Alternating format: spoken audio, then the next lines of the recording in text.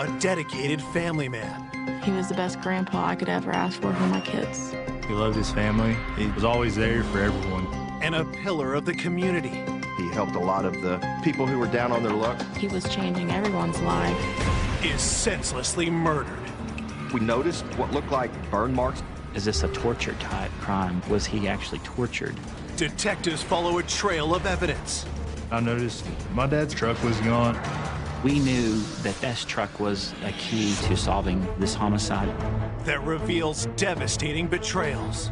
Marty would employ people from drug rehab centers. You look at him and you're thinking that if anybody could do it, this guy could do it. Then a surprise lead reveals a killer no one imagined.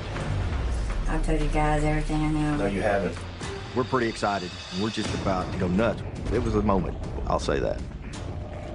I never thought he would do something like that. He's not the guy I would have picked to have committed this crime. I was in complete shock.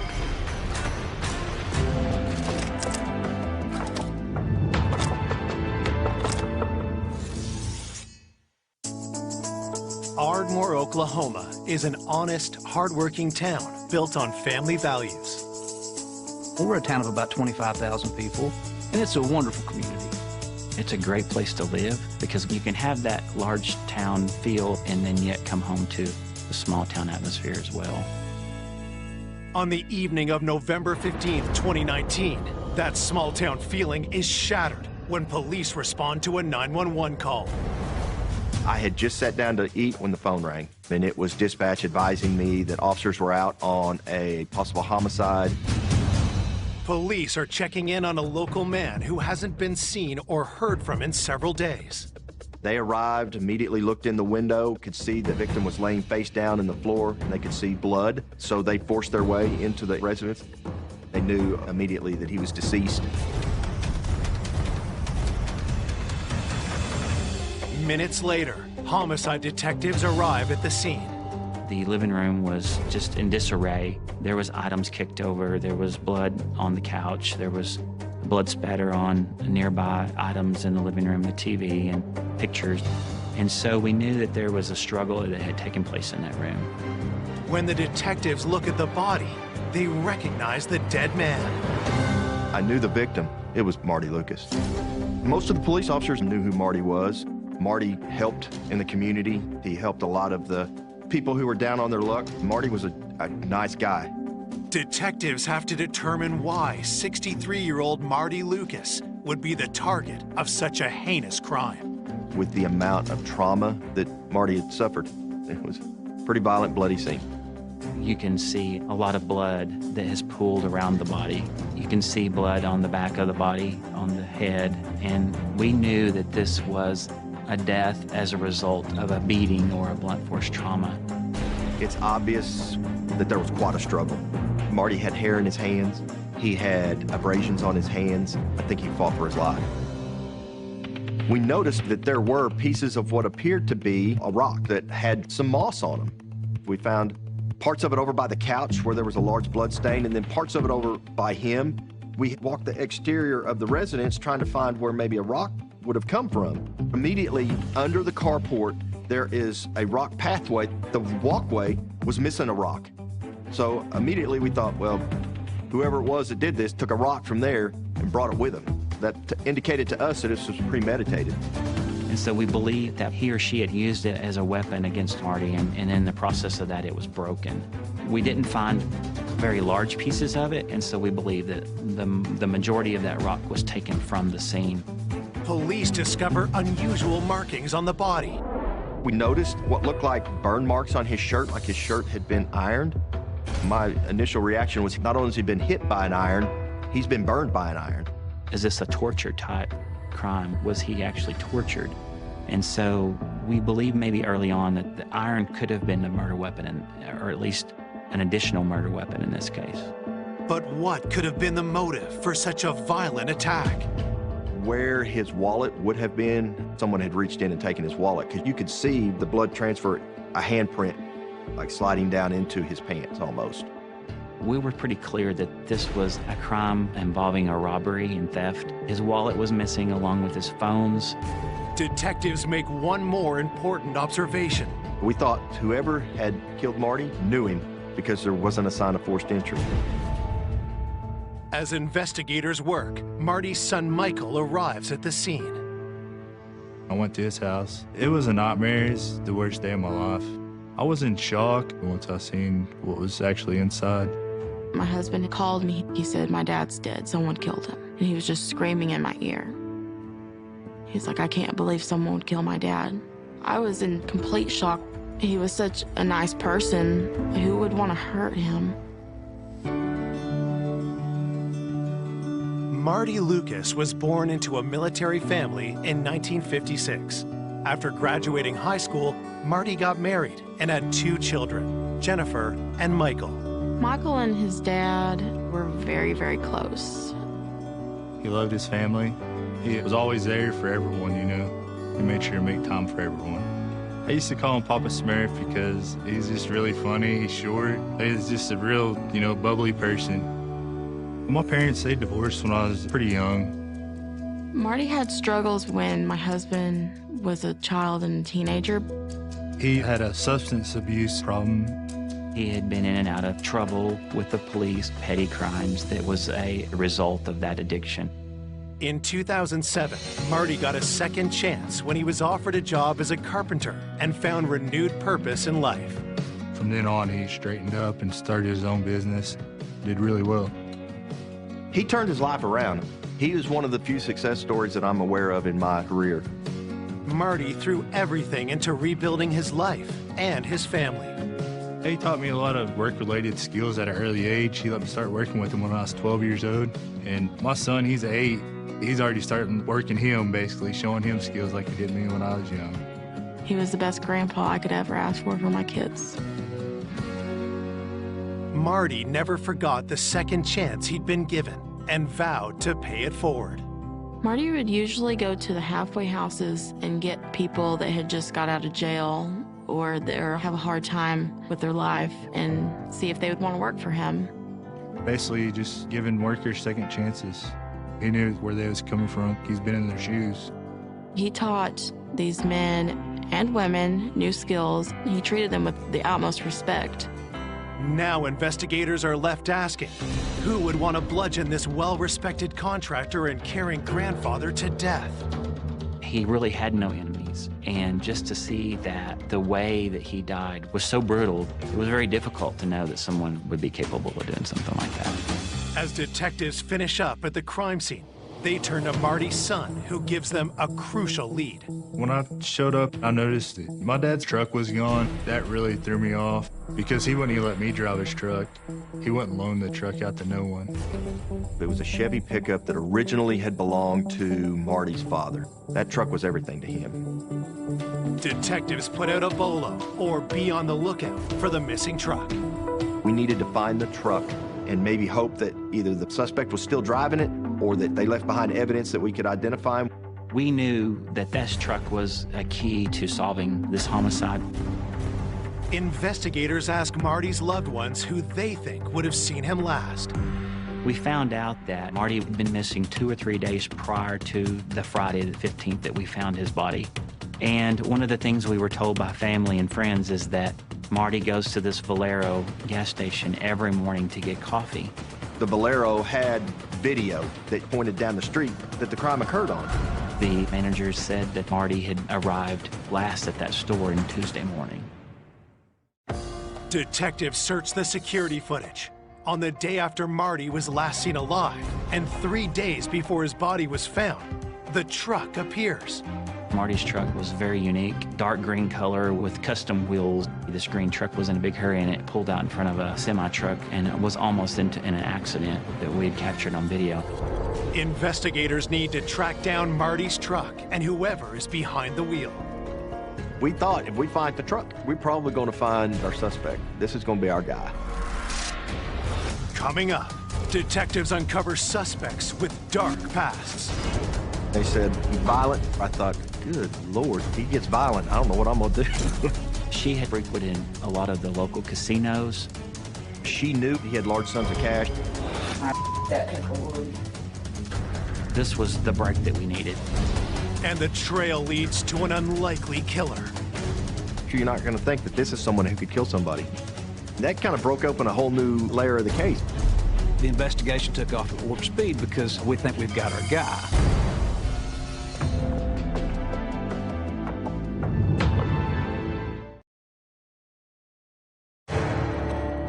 Police investigating the murder of 63-year-old contractor Marty Lucas have obtained gas station surveillance video of someone driving his truck the day after he was last seen. We collected hours and hours of video from the store. We were able to piece together some events that happened before and after the homicide. The footage shows a busy street a few blocks from Marty's house. When detectives scour the rest of the security tapes, something grabs their attention. On Wednesday morning, just after daylight, you can see a gentleman walking from the direction of Motel 6, and that person was walking towards Marty's home. Is this unidentified man involved in Marty's murder? You can see the suspect, then an hour later, you can see on the video that there's one guy in the truck, that there's a single person in the truck. And so we thought he might be the same person that was in that video. Marty did not allow just anyone to drive this truck. In fact, he did not allow anyone to drive this truck. We had to follow the stolen truck. That was really going to be our key to solving this case. While officers continue their search for the truck, detectives return to speak to Marty's family and friends. That's one of the things we were trying to just nail down is, who has Marty been hanging out with lately? Who has he been working with? Who has he had problems with, if anyone? Police learn that along with helping people back up on their feet, Marty often forged friendships with those he employed. Marty would become close with some of the men that he worked with or that he would hire and try to get to know them.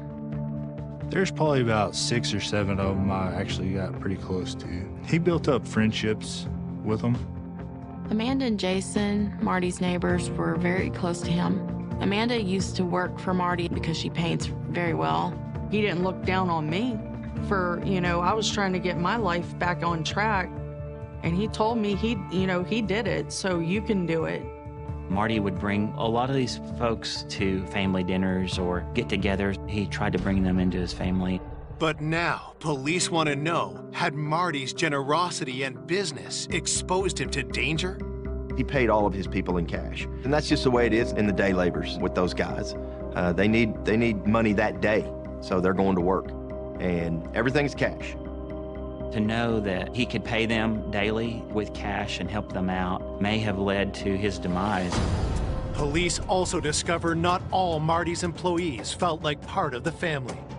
It wasn't an easy road for Marty because sometimes he would have to tell them that they couldn't work for him anymore because they would steal from him. Anytime you're working with people who have drug and alcohol problems, it's not uncommon for them to steal from their employers. And Marty had faced some of that. He wasn't afraid to stand up to these people. He would tell them, if you mess up, you're gone. So our list of suspects was a mile long. We were given several names, but yeah, it was so difficult for investigators because it was going to be hard to track them down. Where they were staying, they usually don't keep jobs very long. As detectives begin tracking down Marty's current and former employees, they ask his neighbor if anyone had a grudge against him. Well, I initially went to interview Amanda, and she said, over the last month or so, there's been some rough-looking characters over there.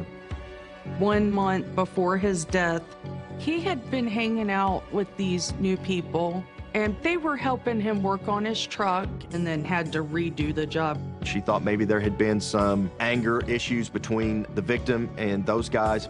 The day they were there working, Marty seemed to be pacing back and forth like they were taking too long.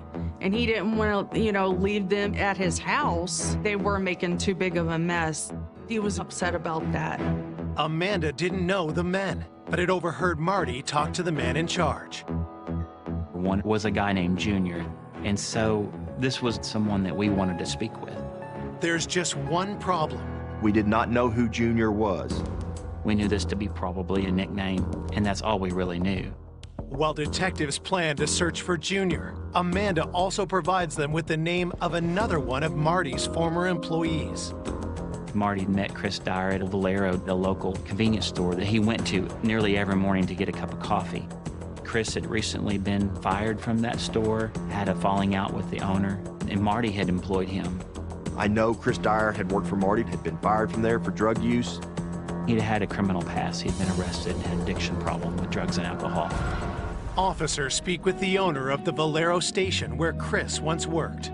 The owner-manager of the Valero store reaffirmed that Chris was just not a very good guy, that he had had trouble employing him, and so he felt like that he needed to let Chris go because there was always drama, that Chris was basically just at rock bottom and desperate for money. Chris Dyer knew that Marty carried several $100s. When he paid him for a job, he would pay him at the end of the day, and he would pay him with cash. Was Chris Dyer desperate enough to bludgeon Marty Lucas to death? We were thinking that maybe it was a robbery gone bad, knowing that Marty had this money in his home because he was down on his luck and needed money for drugs. And so there was a lot of questions concerning Chris Dyer. One of our main priorities early on in the investigation is to find this subject named Junior, along with Chris Dyer. And so we wanted to talk to these people. So we need to locate Junior, and we needed to talk to Kristen as quickly as possible.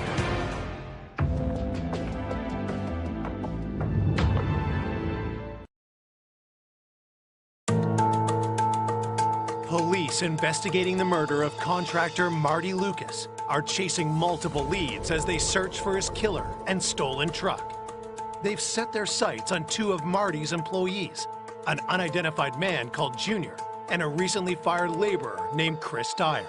A lot of these folks who are going through tough times, there is nothing permanent in their lives. There is nothing fixed in their lives. There is no stability. And so it was hard to track them down. Following a lead, police questioned employees at the gas station where Chris had worked. I spoke with the clerk that was on duty at the Valero, and she was able to give me a phone number to Gina Dyer. Gina is Chris's estranged wife. She and Chris had been separated about a month because she had caught him cheating. He had gone back to drug use, and that he was currently living at the Econo Lodge Hotel. Detectives find Chris at the hotel and bring him in for an interview. We really thought that we had something. We knew that Chris had easy access to Marty's home. Chris Dyer knew that Marty carried up to $500 to $600 in cash on him at any given point in time. So there's a rumor that some rumors went around that maybe you and him had gotten crossways and he had basically fired you. So y'all never had a disagreement? No, not at all. Nope. And I'd like to know who in the hell's saying that, because that's bullshit. Pardon my French. Police know better than to trust Chris's word. We knew that Chris Dyer is down on his luck and had run-ins with the law, and well, maybe this is our killer, this is who it is. And then you get him in an interview room and he's cooperative and he's genuine. In fact, he was very distraught over Marty's death. I hope you catch who did it and fry their ass. Yeah, I know, right? But he was, man, that guy would do anything for anybody. He had some empathy there because he'd been in trouble before too. And damn sure didn't deserve to go out like that. I think he considered Marty a friend, even though Marty had fired him. Would you be willing for us to go through your truck, look through your hotel room, to see if there's anything that would be... Yeah, I got that we can roll you out? Marty had what we would consider defensive wounds to the hands. There was hair and blood under the fingernails of the body. And so we knew that there was some type of altercation. We knew that there had to be injuries on our suspect or suspects. And Chris had none of that. He had no recent cuts or bruises. In order to officially rule Chris out as a suspect, detectives check Chris's alibi. He said he had gone to Kingston, Oklahoma, which is nearby, with Krista, his girlfriend. I believe it was the Wednesday before. Police bring Krista in for an interview.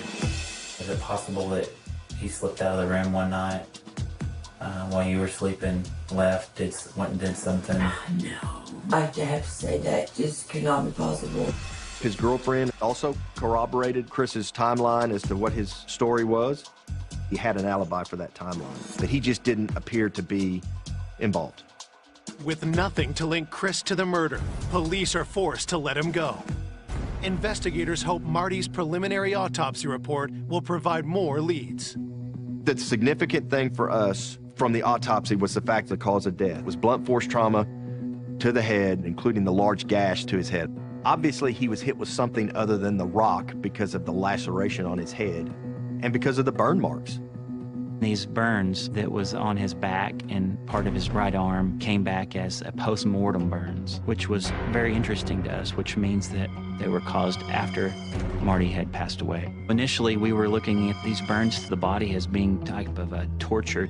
Now, we believe the iron was used as a secondary weapon after. So the suspect didn't realize that. In his rage, he didn't know that Marty had already died, and he continued to hit him with this iron. The preliminary autopsy report doesn't conclude whether the rock or iron ultimately killed Marty, and an exact time of death remains undetermined. Meanwhile, with the killer still at large, the worry takes a toll on Marty's family.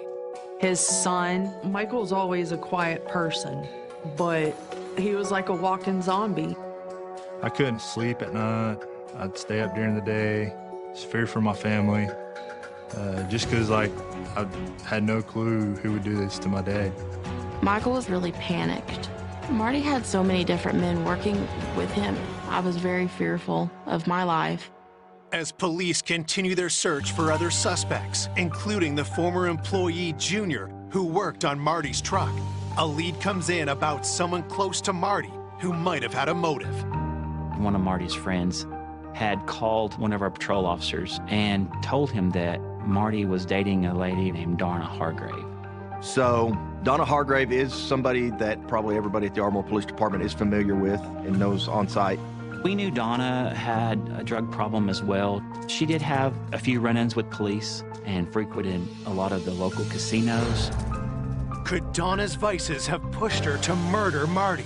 She knew Marty and knew that he had large sums of cash, and because she is a known drug user, that perhaps she had enlisted the assistance of another known drug user to go rob Marty. That was a scenario, obviously had some possibility to it. That's why we needed to talk to Donna as quickly as possible.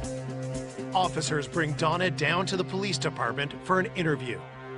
Upon bringing her into the interview room, she was handcuffed, and I knew that she had not come up there willingly. What's this about? Yes, if I'm not under arrest, then why do y'all have a reason to search me? She was really uncooperative. She did not want to speak to us. Okay, what is this about? Please get this over with and tell me what it's about. Okay, so... Somebody who I've been hanging with. Yeah. Okay, who? Marty Lucas. That people. And that's straight up. She definitely has a problem with Marty that was very suspicious, and it really struck a nerve in us because we wanted to know what this problem is.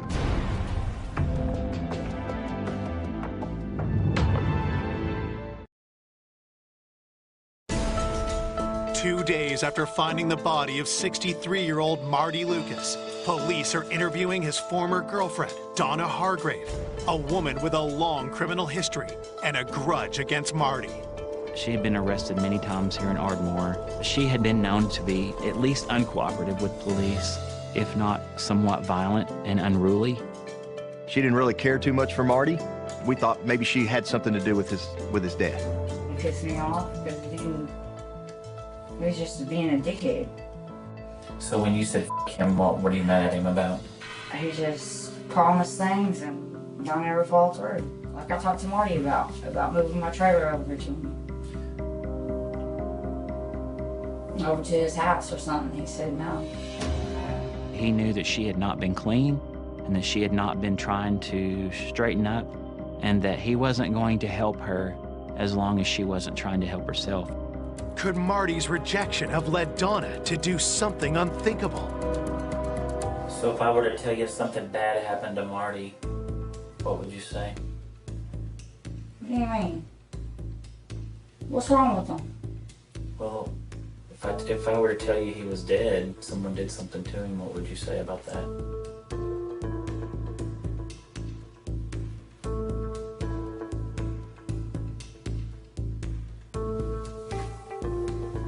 Are you serious?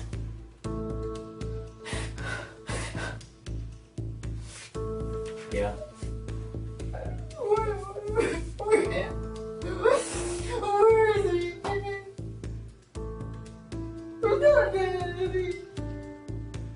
Yeah, that's why you're here.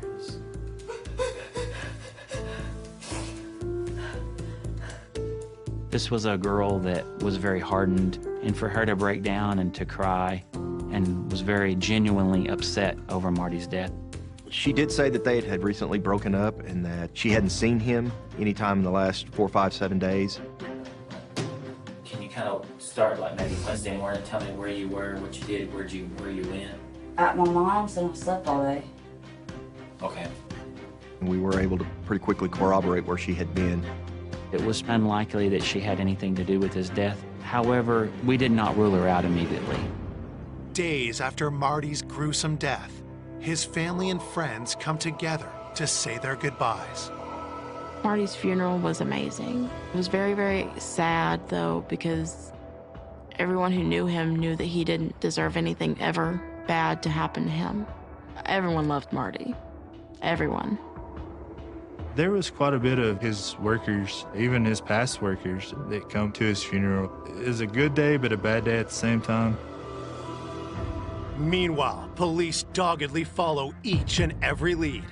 We did have a large suspect pool because we didn't know who all might have been working for Marty. One of the things that we wanted to get identified was who Junior was that was working on the truck. So myself and another investigator said, we'll run by the halfway houses and see if we can get Junior identified.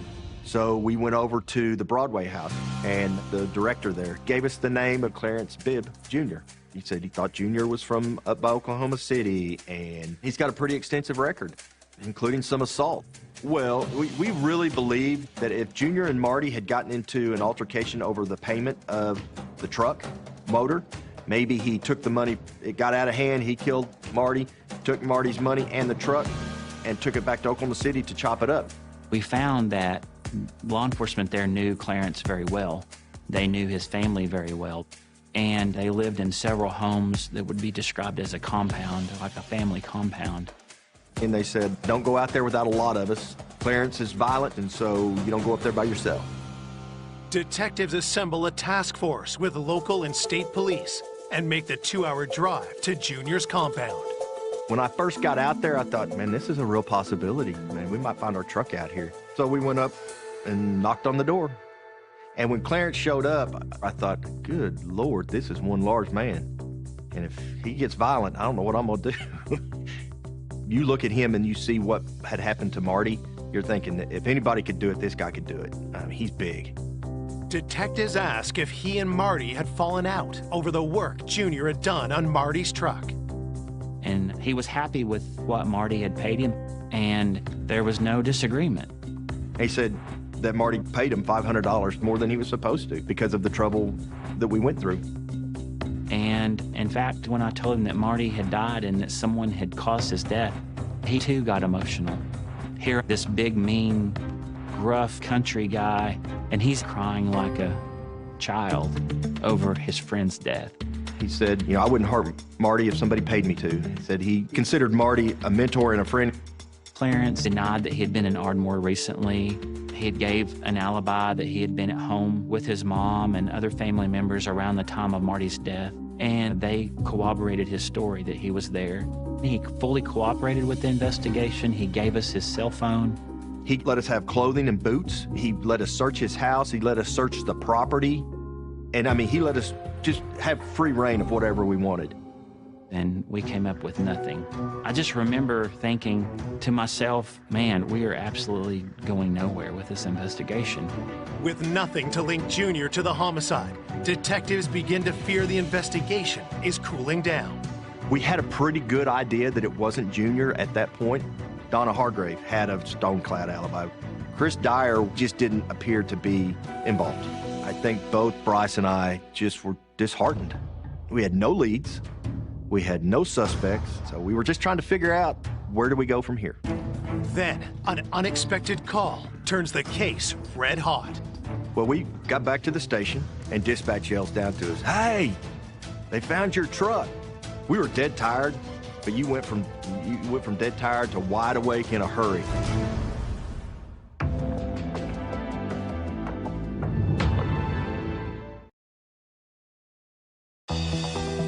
"4 days days into the investigation of Marty Lucas's murder, detectives get the break they were looking for: Marty's missing truck.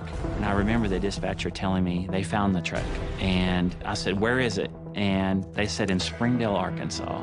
And so this was the break that we needed. We're pretty excited, and we're just about to go nuts. We're like, okay, get a hold of Springdale police, get them on the phone, let's find out what we got going on. It was a moment, I'll say that. Investigators asked Springdale police how Marty's truck had ended up over 300 miles away. A citizen had called and told them that his friend had been in possession of the truck. And his friend, he identified as Jack Latham. But who is Jack Latham? Detectives immediately ask Marty's family if they know the name. They learned Jack was one of Marty's most trusted laborers who hadn't been seen or heard from in months. Jack Latham, he worked for my dad for a long time. He was a really hard worker. Marty was extremely good to Jack. He gave him extra money here and there whenever he'd need it. Marty would bring him by my house sometimes, and they would occasionally ride around together. He seemed very quiet. It was not unusual for people to come and go in Marty's business. Jack Latham worked for him on and off a couple of years prior to this. When detectives dig into Jack's background, they learn he has a daughter and ex-wife in Ardmore and a checkered past. He had an extensive criminal history for drugs and theft, but he's not the guy I would have picked to have committed this crime. Jack Latham did minor misdemeanor type crimes, drug possession type crimes, but this is not a person that would even be on the radar because he had no really violent history. So you're not going to think that this is a guy who could kill somebody, particularly not in the manner in which Marty was killed. Investigators rush to Arkansas, where police have taken Jack into custody and seized the truck. But before speaking with Jack, they interview the man who first contacted police about the truck, Jack's friend, Raymond.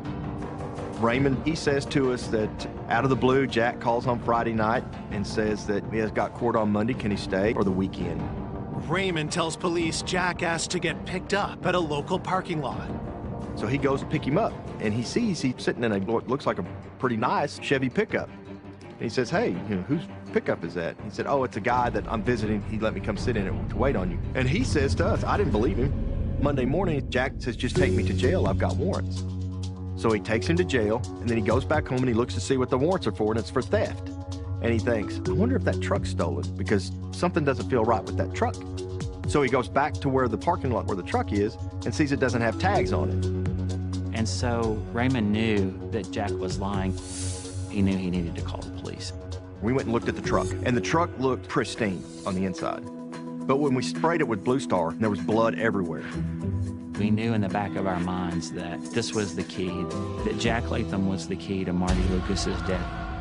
And then the investigation took off at warp speed because, yeah, we think we've got our guy. We went to the Benton County Jail and interviewed Jack that day. First thing I noticed about him is he's slight of build. He's not very big. He seems to be very reserved and meek. He doesn't seem to be what I would picture to be a killer. Then police noticed something else about Jack's appearance. He looked pretty bad. He had some injuries to his face. He had this greenish brown black eye or injury to his eye. He had a minor abrasion to his lip. Could Jack have suffered his injuries while attacking his former boss, Marty? Police start by asking Jack when he was in Ardmore last. Okay. I guess at some point in time you've been in Ardmore, been around Ardmore, or lived in Ardmore or something? Yeah, a long time ago, about 6 years ago. Jack tells detectives he's recently been living 200 miles away in Enid, Oklahoma. Who were you staying with? My brother and them. Then, investigators cut to the chase.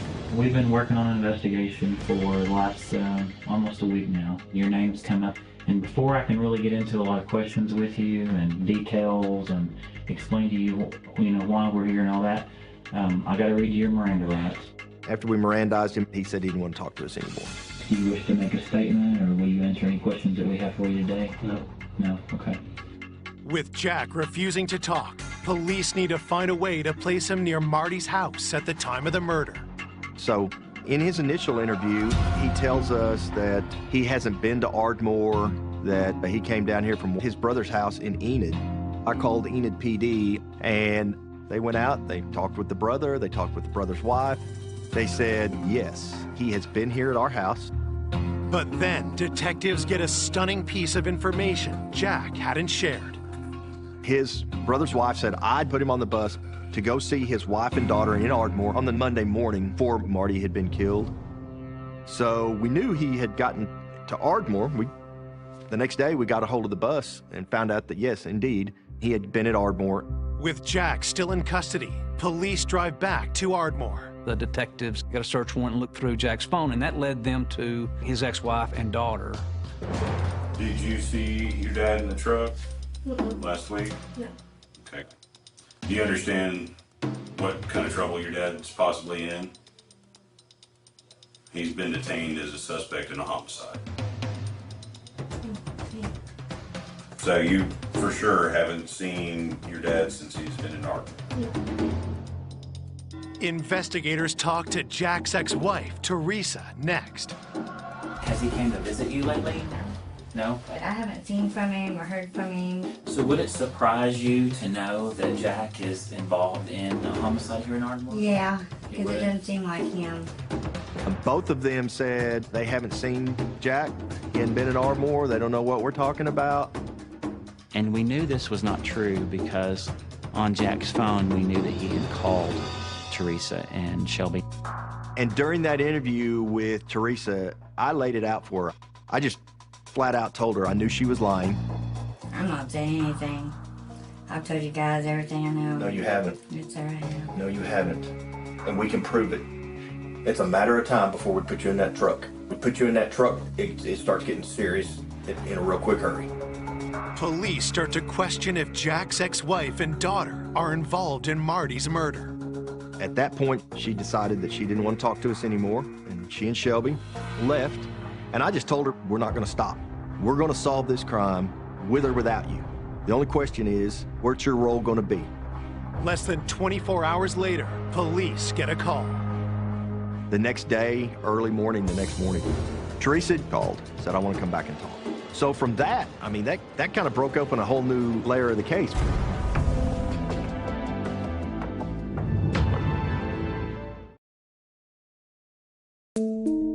Police investigating the murder of Marty Lucas are trying to place his friend and employee, Jack Latham, at the scene of the crime. We knew that he was coming here to visit his wife and daughter.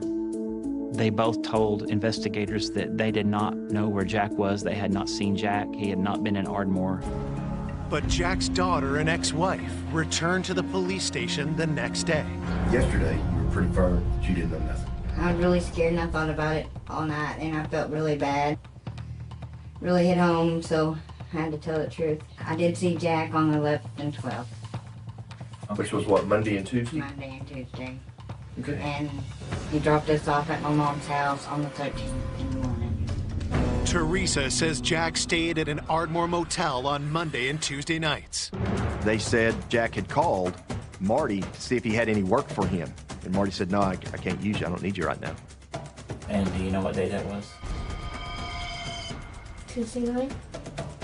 They both said that about 8 or 8:30 on that Wednesday morning, Jack left, sent an officer to Motel 6 to see if they had video. And sure enough, we've got video of Jack Latham leaving Motel 6, wearing the same clothes as the person that's walking. The Bolero camera picks up. About an hour later, a green Chevrolet truck that we believe was Marty's truck shows up in the parking lot in Motel 6. You watch him go over to a dumpster, throw something in the dumpster, which we believe was the rock and the iron. Where did he go get the truck? He said his friend did.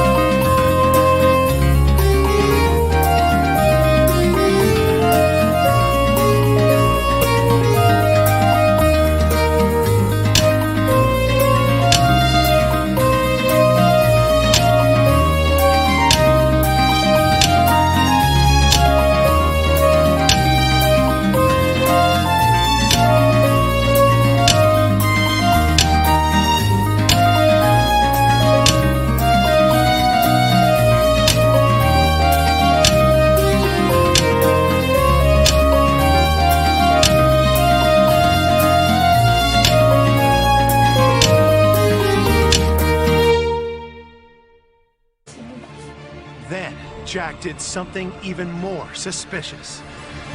When he came in, he went straight to the sink and washed his hands. He did wipe his face down, and he put his hoodie on, and he told me that he did something bad, but he wouldn't tell me what. He said, we gotta leave, we gotta get out of here. He drops them off, and they don't see him again. And so by then, yeah, we got enough to file charges on Jack Latham. I called the family members and told them what we knew. I was very shocked because Jack had been in my house around my children. He just acted very shy, but he didn't act like he would hurt anyone. It was shocking to me because he treated Jack with respect like he did everyone else. Police charge Jack Latham with first-degree murder and extradite him from Arkansas. When he arrives in Ardmore, Jack starts talking. Jack told me that he was in desperate need of money. He had no job. He needed money for drugs. And he knew that Marty Lucas was the source of that money. Marty had told him no, that he knew that he wasn't clean. His story was that a physical altercation occurred, that he took a rock paperweight from the kitchen table, struck Marty with it, that in his words, he freaked out, took the keys to the truck and a few $100s from the wallet and left the area. Jack denies attacking Marty with a stone from outside or the iron. There were some aspects where he seemed to truly be confused about what had happened because he was strung out on drugs, including, was there an iron used? So what had really happened? Police have their own theory as to how the murder played out. We believe that this was premeditated.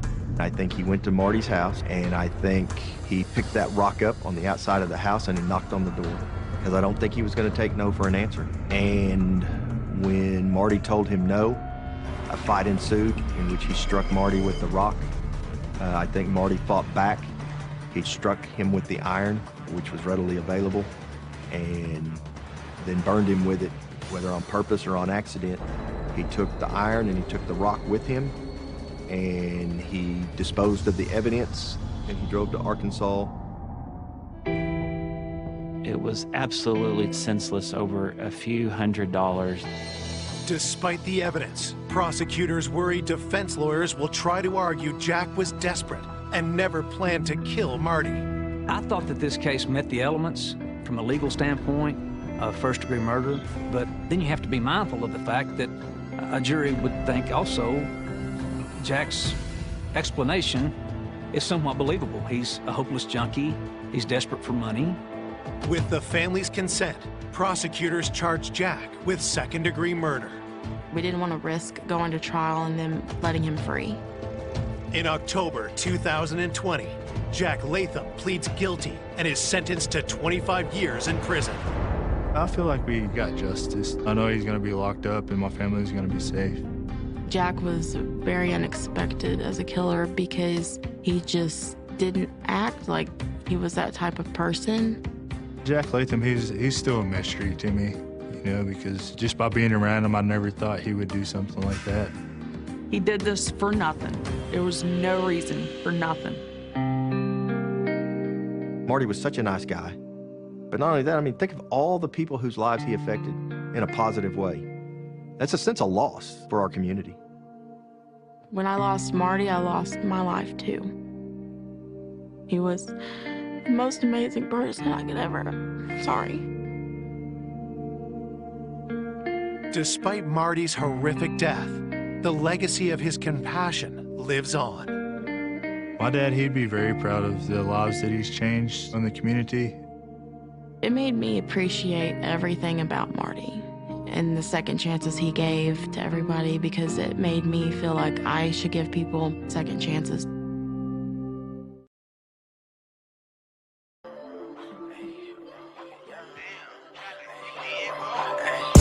Brand nigga from the 9-1. Switch that over, that's the young blonde. I was at the West Coast, now I'm in the East Coast. Saw you wanna